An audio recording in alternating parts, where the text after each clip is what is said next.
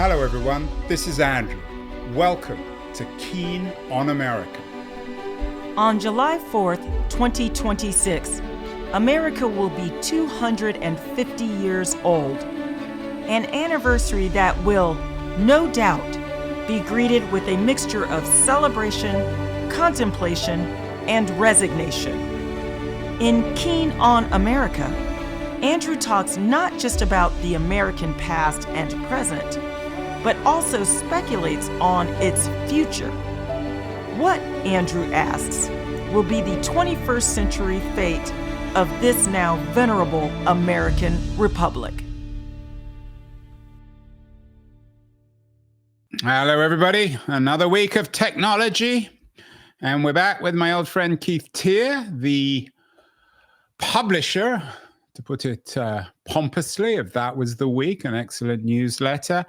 Arthur C. Clarke, one of the great thinkers on technology, had three laws. And the first law is perhaps the most famous, the one that suggests that any sufficiently advanced technology is indistinguishable from magic. And one of the implications, I think, of that is that any sufficiently advanced technology, when used, if it is indeed indistinguishable from magic, appears as if we're cheating, because magic is a form of cheating. And that's the subject of this week's newsletter on a very advanced technology, AI, perhaps the most advanced technology that humans have ever created. And the title of Keith's editorial this week is Who's Cheating?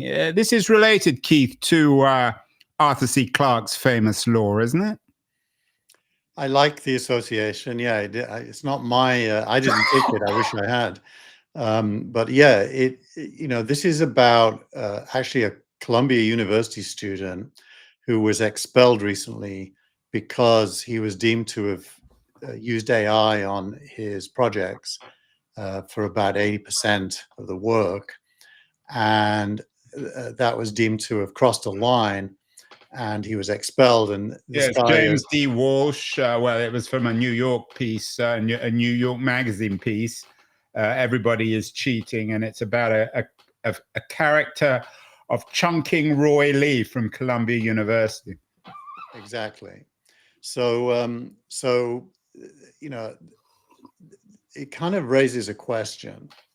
It's almost as if, when the first car was invented, somebody riding it would be accused of cheating because they're not using a horse and cart, and therefore they could get faster than the horse, from A to B. Cheating, defined as using new technology, is really the crux of it. And of course, it does look like cheating from the point of view of the past. But from the point of view of the future, it probably looks like early adoption. And the fact that this kid was expelled really shines a light on, in this case, academia, although I think the same could be said for almost any profession, where the idea of using these tools to do better is not okay.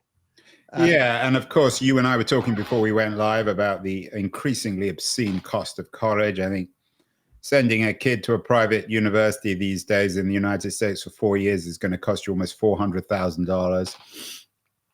There is a connection between the crisis, an intimate connection between the crisis of the university and these new tools, which are increasingly making going to college, if not redundant, certainly forcing colleges to actually rethink what the whole purpose of going to college is.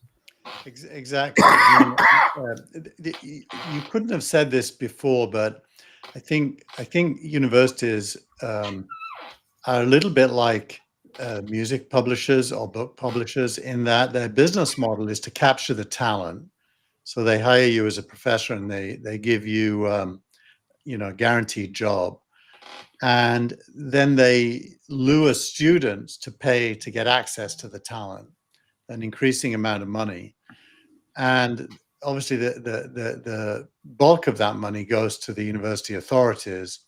Some of it goes to the talent, and parents are left paying huge sums of money for this access. So it's a business model that can only be sustained if talent is in short supply. And with AI, talent's going to become both free and ubiquitous. Well, the question, Keith, of course, that everyone's asking is, okay, we got AI. We know that it enables us, as you say, we're no longer walking, we're running, we're on a car, we're in a train. So what should college do in an age of AI? I mean, the internet's already made a lot of the traditional college redundant anyway. I mean, Google, you could essentially go to university just by using Google in terms of libraries and access to information. What with AI, maybe not quite AGI, but certainly sophisticated AI, what's missing? What can college do to help people prepare for the world and be more valuable, both to society and to themselves? The way I think of it, the very best future students will be not only intelligent, but the best at using the available tools. And so there'll still be a distinction between performance levels. And that will not be something you could cheat on. As we all know, you can lazily use AI by giving it the question and copying and pasting its answer. That almost certainly will be a poorer answer than somebody who understands how to use reasoning models, how to go back and forth with the AI and not accept its first answer, that will question facts that are questionable or wrong. That student's going to do a lot better. And because doing that requires knowing the content, you can't know AI is wrong unless you know. The better students will use AI and still be better. And so what colleges should actually do is become the biggest advocates of AI, to take away from teachers the mundane elements of their job and to train the teachers in this new world of new tools to distinguish between good and bad outcomes. And I think that's going to happen anyway, right? It's inevitable. The only question is it already happening? And the evidence from Columbia is no, there's going to be a resistance period of trying to slow this down. And during that resistance period, Sequoia Capital had an offsite this week. And one of their 3 areas of opportunity was education. And that's always been one of the 3. I'm sure the second is medical, and the third is, I don't know, government. Military, right. I mean, that's been the case ever since I've been going to these events over the last 30 years. Right, but it's now true. I mean, and I think what it points to is the first AI university is probably less than 2 years away. I'm not sure if AI university is a contradiction in terms. I'm just not sure if there's any point in universities in our AI age, or certainly in the broad concept of a university, of going away to school and paying hundreds of thousands of dollars to become an adult. It's increasingly unconvincing. And you have 2 kinds of hysteria. You have the reactionary hysteria amongst the educated elite about the decline of civilization. And then, of course, you have the hysteria amongst the bureaucracy and the academic elite about undermining their business model and way of life. But Andrew, what do you think? I think that credentials and both peer judgment and the judgment of more experienced people with younger people, credentials and judgment won't go away. Universities probably should and will, but I don't think credentials and judgment. Well, what is a credential without a university? What is a credential?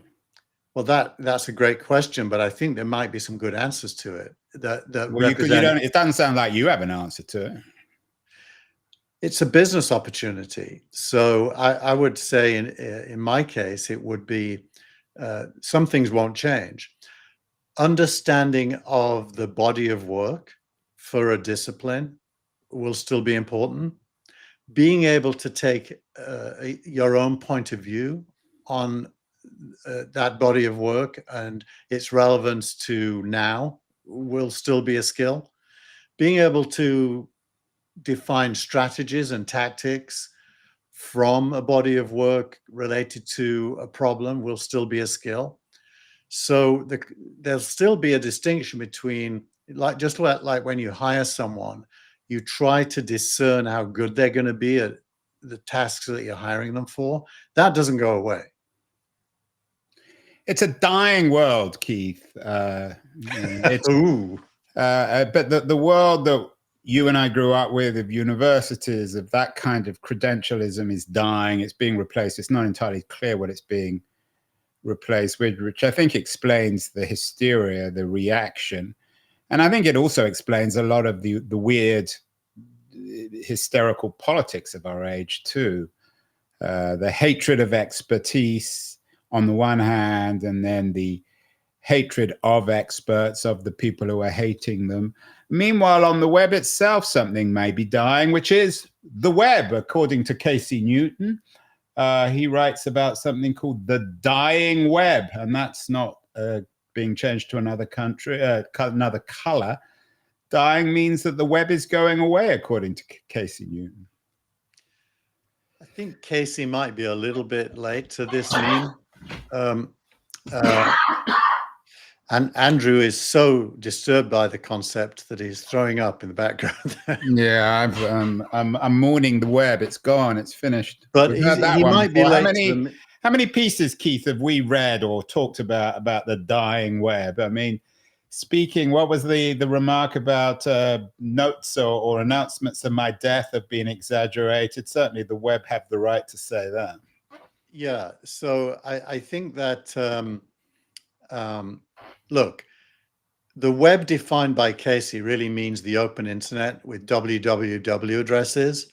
It's the Google web. It's the web. Google web. It's Web 2.0. Right. And this isn't really a lament for the web, actually. When you read it, it's a lament for the challenge of publishers getting traffic.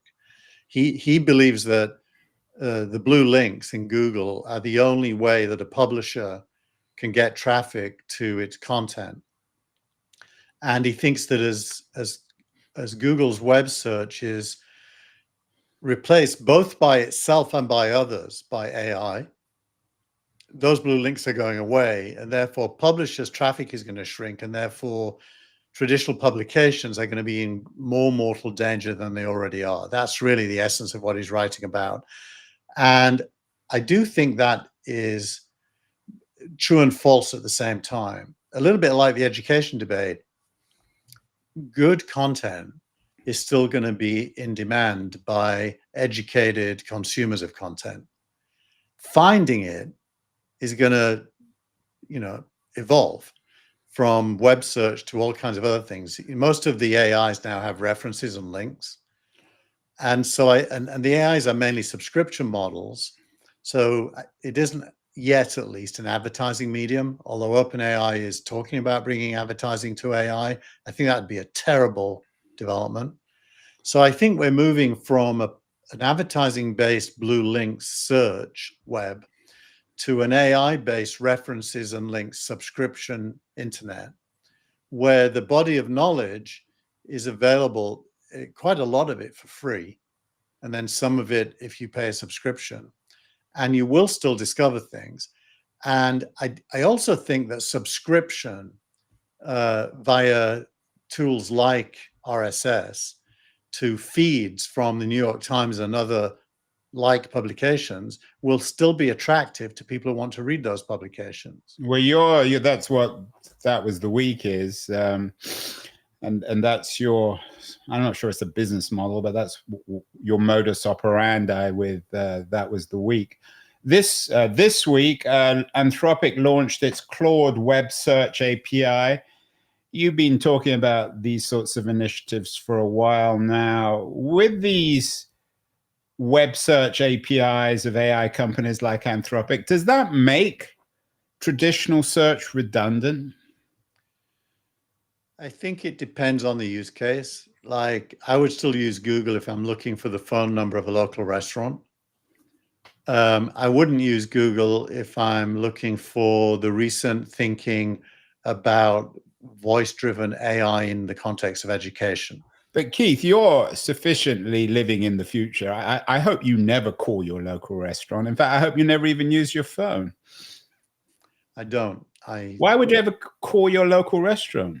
Well, it's just an example. Google's useful for phone numbers because it's But deterministic. nobody uses the phone anymore. Think of it as deterministic versus probabilistic. When was the last time you and I even spoke on the phone? You have this amazing, Probably 1998. you have an amazing ability, which is rare, to focus on my example, not my substantive point. We're just saying you tell me to shut up. My substantive point is that deterministic outcomes, Google search is still pretty good for. Probabilistic stuff, AI is better at. And Google, by the way, if you think of cheating and slowing things down, as we talked about with universities, Google's introduction of AI at the top of search is its version of trying to slow down this change. But in doing so, it's already telling us it knows AI is better than search results for a lot of things. And therefore, it's kind of predicting its own future demise. And its challenge is, the innovator's dilemma is how aggressively to close down the past and embrace the future without killing itself. Yeah, and it's, of course, Microsoft went through that and it seems to have survived. Google now is going through the same experience. It had a very bad week. Its shares slid as it became clear in one of these antitrust trials that Apple is seeking AI alternatives to Google search. So what's the connection with Apple here? It was a better week for Apple than it was for Alphabet. You know, my kind of conspiracy theory brain kicks in on this one. I think Apple and Google have a common interest in fighting off regulatory attempts to break them up. And I think Apple here is coming to Google's rescue by helping make the case that Google doesn't have a monopoly and that the market is entirely capable of killing Google. So there's no need for the government to do so. So I think Eddie Q is probably telling the truth. That and Eddie Q was their former VP of what, strategy? He still is. He has the same job. So I think when he testified and said this, he wasn't lying, but I do think it was helpful to Google for him to say it. Yeah, and it was the same VP of legal strategy or regulatory affairs at Google who seemed to have screwed that one up as well. Meanwhile, MG Siegler is writing about good vibrations between Apple and Anthropic. Is there a new alliance?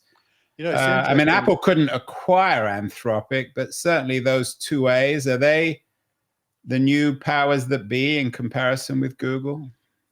Yeah, you know, we actually said a few weeks ago that Apple should acquire Anthropic, I think. Or was it Perplexity or both of them? I think it's up one or the other, actually.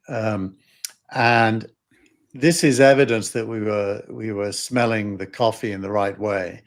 This is a potential deal for Apple to build Anthropic AI. It already builds in OpenAI, now Anthropic AI, but in a specific context of Apple's tool called Xcode, which developers use to write applications.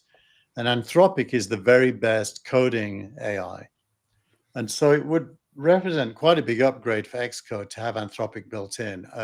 When I write Apple apps, I use Anthropic inside Cursor, and Xcode is not possible to use, but I can use it to look at what Anthropic did. This would take things a step further where I could use Xcode directly. So it's mainly a developer-facing story, but it's also an admission by Apple that automated code writing is the future. Yeah, and another of the pieces you linked to this week is with Apple's eyeing its move to AI search, they're ending the Google era. And we've been talking about the end of the Google era for a while, but it's clearly coming. It doesn't mean the end of Google, just as the end of desktop publishing, and the internet didn't mean the end of Microsoft. But Google's having to radically reinvent itself too. Everyone's moving so fast, Keith, there, aren't they? It is. It's probably I don't think there's ever been, that I remember, something that changed so rapidly. Even the internet was kind of like the same thing for 10 years, just evolving. Even the move from Web 1 to Web 2 and the slightly abortive move to Web 3 was a continuum, not dramatic. This is dramatic. We're moving rapidly to multiple AI agents talking to each other to accomplish tasks now. There's the next and meanwhile, as we noted earlier, the universities and other institutions are standing still, falling further and further behind. Meanwhile, the big story that I think you perhaps underplayed, because you have a particular affection for OpenAI, is the story about, and this is how MG Siegler put it, OpenAI attempting to have their for-profit cake and eat it too. In other words, Sam Altman came out and said OpenAI wouldn't be shifting to becoming a for-profit company. It would be still a non-profit, but nonetheless, it will take that $30 billion investment that it got from SoftBank a few months ago. Do you see this as a big story? Is this in any way undermined your confidence in OpenAI? If it doesn't, then I don't know what will. You know, I think firstly, let's just explain what happened. What this represents is OpenAI conceding defeat in the attempt to wholly transform to a for-profit corporation due to the complications of valuing various stakeholders' stakes in such a change and the legal challenge from Elon Musk. Right. So a huge victory for Musk, huge loss for Altman. Yeah. So what they've now done, and just sorry to jump in here, let's just remind ourselves that OpenAI was co-founded by Musk and Altman, and then Musk went off in his Muskian way and a half, and now has spent the last few years trying to undermine both OpenAI and Altman. Yeah, and Musk paid for OpenAI initially. He wasn't just a co-founder. Yeah, I don't think it's the money, but yeah. But anyways, so what they've now done, and the details super important here, is they've removed the cap on the for-profit side's value. So the people like Microsoft who own shares in the for-profit side were capped. They're now no longer capped. So governance-wise, they've retained the authority of the not-for-profit, governance-wise, but not value-wise. They've fixed the value of the not-for-profit as a shareholder in the for-profit. So it's not going to grow anymore percentage-wise. And it may not even grow in absolute terms. So the future growth is all inside the for-profit, and it's no longer capped. So actually, OpenAI has fairly cleverly navigated its problems to create the outcome it wanted, which is a for-profit winner inside of its existing structure. Well, that's the best case reading, Keith, of it. For our interview of the week, I interviewed Keach Hagee, who is Wall Street Journal writer, one of the best, an award-winning writer. She's also the author of The Optimist, the new biography of Sam Altman that's out in the next couple of weeks. Her reading, I'm not saying she knows more than you, but she spends a lot more time on this, is she's much more in the MG Siegler camp, is that what's emerging at OpenAI is a profoundly unnatural company, a company which is trying to have it both ways, both being for-profit and non-profit.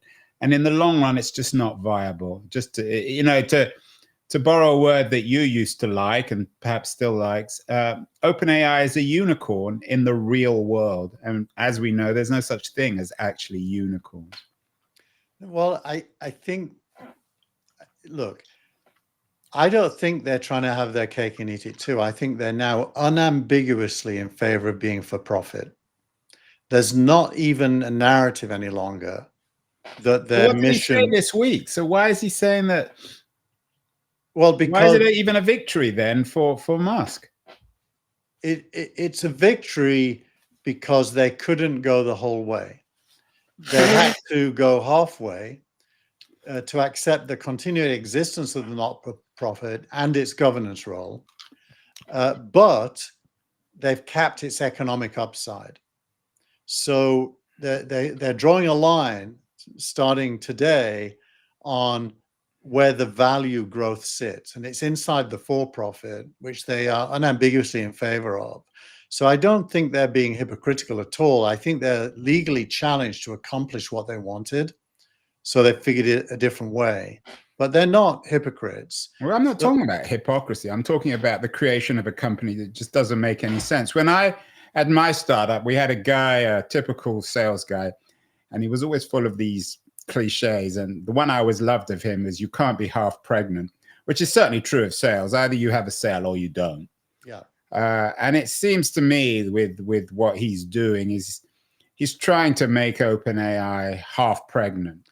Well, tell me if you think this is fair, Andrew, but I think Altman for the last 2 years has agreed with that and determined to get rid of the not-for-profit.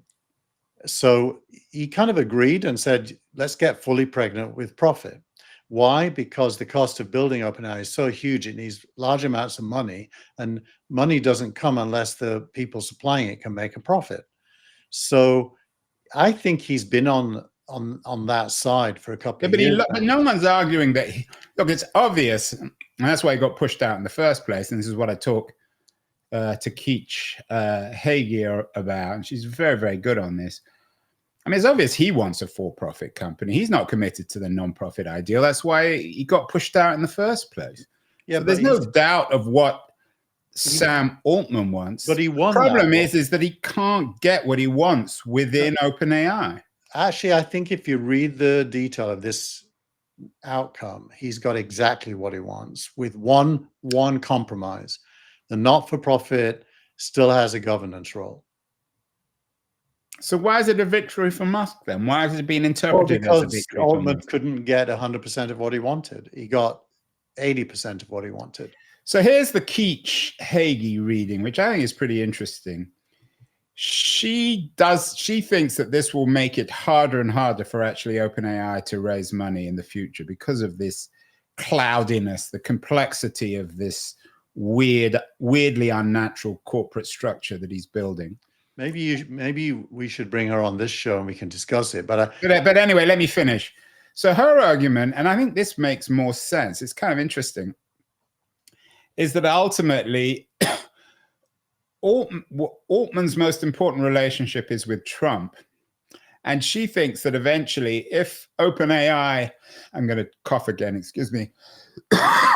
If OpenAI can't raise traditional venture money because investors are not comfortable with this weird structure, then it will result in the US somehow supporting OpenAI. Because her argument, and this makes complete sense, is that certainly a Trump administration, given the threat from China, cannot afford to have a failed OpenAI. So what we're sort of creeping into is a new age of national capitalism.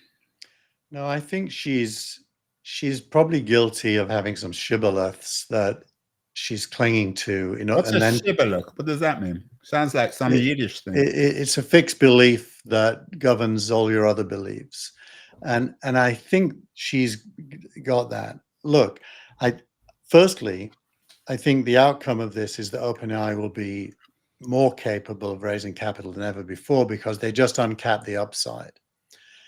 So the idea that they won't be able to raise capital, I think, is wrong.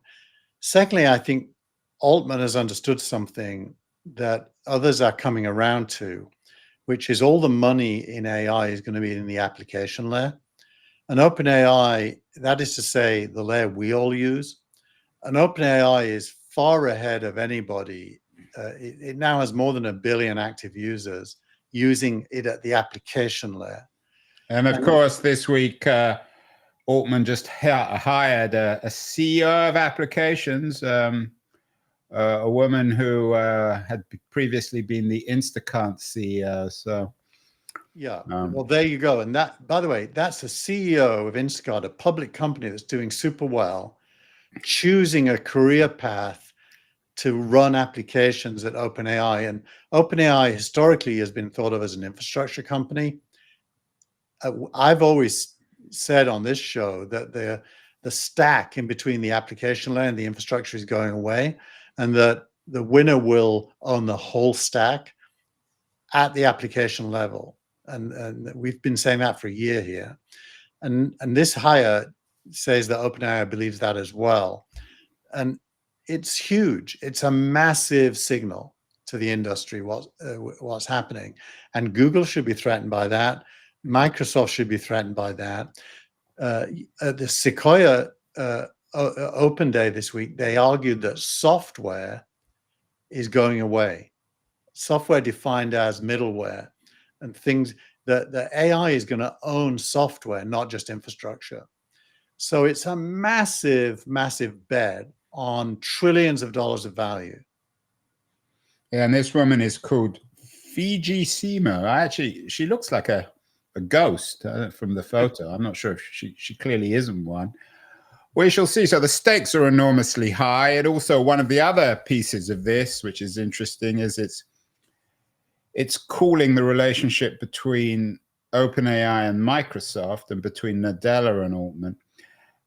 You're still very bullish on Altman. I have a feeling that he's a brilliant salesman, but this may be one sales pitch too far, that this will be a bridge that he will fail on, but we will see.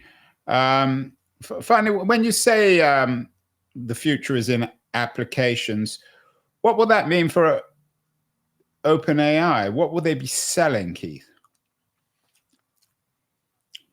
I think the right answer to that is everything.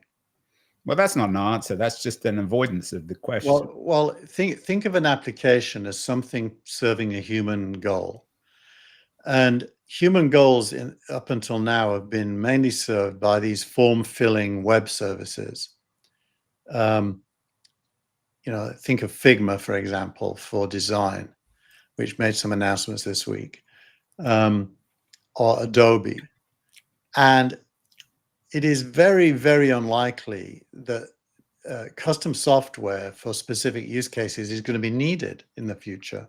You're going to be able to do everything you want through a single interface that will branch off into functionality depending on what your goals are. And the computer, if you will, like in Star Trek, can do everything. Obviously on Star Trek, that computer is envisaged as some kind of an AI, but it can do everything, even make food. So you mean you can call it for as a restaurant, because you're in the business of calling. You're the last man using a telephone. Call your local restaurant. You mean you can call OpenAI to get takeaway? You'll be able to call your robot to make it for you if you want. Yeah. But I have to admit, I'm not convinced. You and I have argued on this one now for months, if not years, about OpenAI. We will see who is right on this one. Who's got wind in their sails, though? What? Which one of us has wind in the sails? I mean, is it failing or is it succeeding?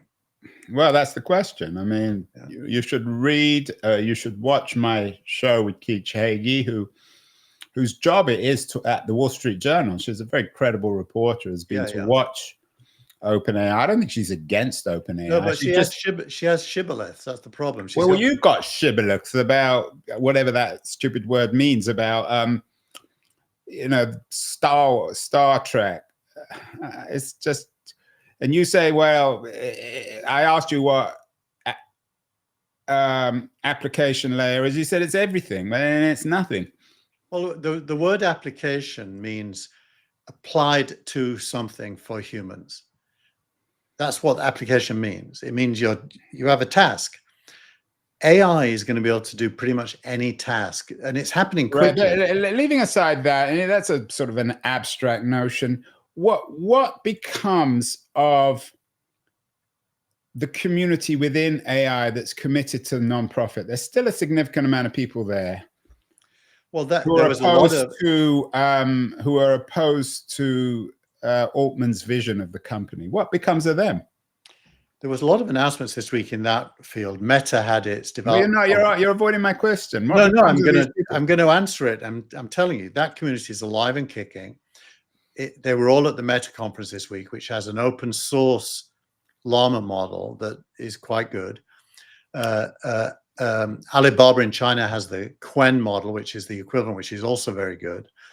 And OpenAI, by the way, in a testimony to the Senate this week, confirmed that it will be releasing what it believes is the best open source model later this summer.